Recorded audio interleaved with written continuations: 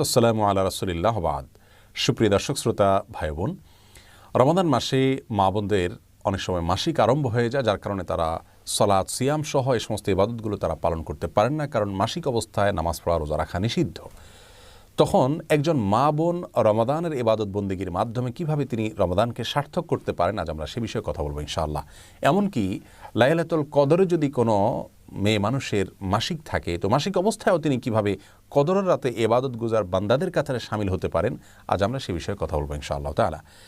রমাদান মাসে হঠাৎ করে মাসিক আরম্ভ হয়ে গেলে অনেক মা বোন কান্নাকাটি করেন, মন খারাপ করেন, তাদের কষ্ট লাগে। এই কষ্ট লাগা ইসলাম শরীয়তের দৃষ্টিকোণ থেকে প্রশংসনীয়, কারণ ইমানদার ব্যক্তি ভালো কাজ করার পরিকল্পনা ছিল কিন্তু করতে পারেননি, এরকম পরিস্থিতিতে এসে তার মধ্যে কষ্ট লাগা কাজ করবে, সেটা তার ইমানদারিত্বেরই পরিচয় বহন করে। তিরমিজি বর্ণিত হাদিসে এমনটি বলেছেন নবী সাল্লাল্লাহু আলাইহি ওয়াসাল্লাম। তিনি ইরশাদ করেছেন, মান সাররাতহু হাসানাতুহু ওয়া সাআতহু সাইয়্যাতুহু ফাহুয়াল মুমিন। যে ব্যক্তির ভালো কাজ তাকে আনন্দ দেয় আর তার মন্দ কাজ হয়ে গেলে, ভুল কিছু হয়ে গেলে পরবর্তীতে তার কষ্ট লাগা কাজ করে, এই ব্যক্তি তো ইমানদার। এটাই তো ইমানদারিত্বের পরিচয়। আম্মাজান আয়েশা রাদিয়াল্লাহু তাআলা আনহা নবী করিম সাল্লাল্লাহু আলাইহি ওয়াসাল্লামের সাথে যখন হজে ছিলেন, হঠাৎ তার মাসিক আরম্ভ হয়ে গেল, অথচ তখন হজের যে ফরজ তওয়াফ সেটি বাদ ছিল আর মাসিক অবস্থায় তওয়াফ করা যায় না, তখন তিনি কান্নাকাটি করা শুরু করলেন।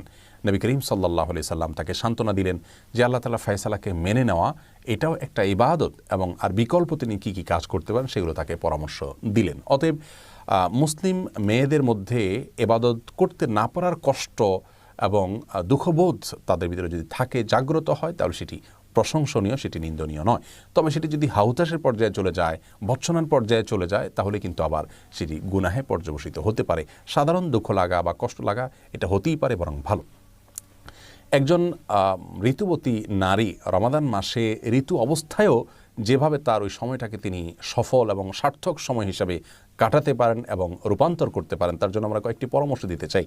প্রথম পরামর্শ হলো, আল্লাহর ফয়সালা মেনে নেওয়া। এটা কিন্তু ইবাদতের গুরুত্বপূর্ণ একটি পার্ট, বরং মূল পার্ট বলতে পারি আমরা। ইবাদতের মূল কনসেপ্টটাই হলো আল্লাহ রাব্বুল আলামিনের সমস্ত আদেশ নিষেধ, আল্লাহর সমস্ত সিদ্ধান্তগুলোকে মেনে নেওয়া।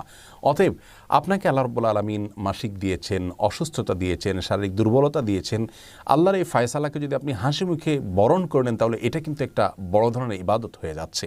বিধায় সেটিকে আমাদের মাথায় রাখতে হবে, এবং সেই সাথে এও মনে রাখতে হবে যে নবী সাল্লাল্লাহু আলাইহি ওয়াসাল্লাম ইরশাদ করেছেন, কোনো ব্যক্তি যদি সুস্থ অবস্থায় কোনো ইবাদত করে থাকে, হঠাৎ তিনি অসুস্থ হয়ে যান, যেটা তার হাতে নয়, এমন কিছু সমস্যা চলে আসে, তখন সুস্থ স্বাভাবিক অবস্থায় তিনি যে ইবাদতবন্দি করতেন, অসুস্থ এবং অস্বাভাবিক পরিস্থিতিতে পড়ার কারণে যে ইবাদত করতে পারছেন না, আল্লাহ তাআলা তাকে স্বাভাবিক অবস্থায় যে ইবাদত করতেন সেরকম সওয়াব দান করবেন।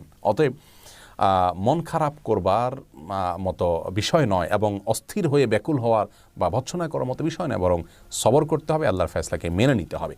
দ্বিতীয় পরামর্শ হলো, নবী আলাইহিস সালাম বলেছেন, মান হাম্মা বিহাসানাতিন ফালাম ইয়ামালহা। যে ব্যক্তি কোনো ভালো কাজ করার প্রতিজ্ঞা করেছে, প্ল্যান করেছে, কিন্তু করতে পারলো না, ফালাহু বিহা হাসানা, তাহলে সে যে ভালো নিয়ত করেছিল এই জন্য তিনি কিন্তু সওয়াব পেয়ে যাবেন।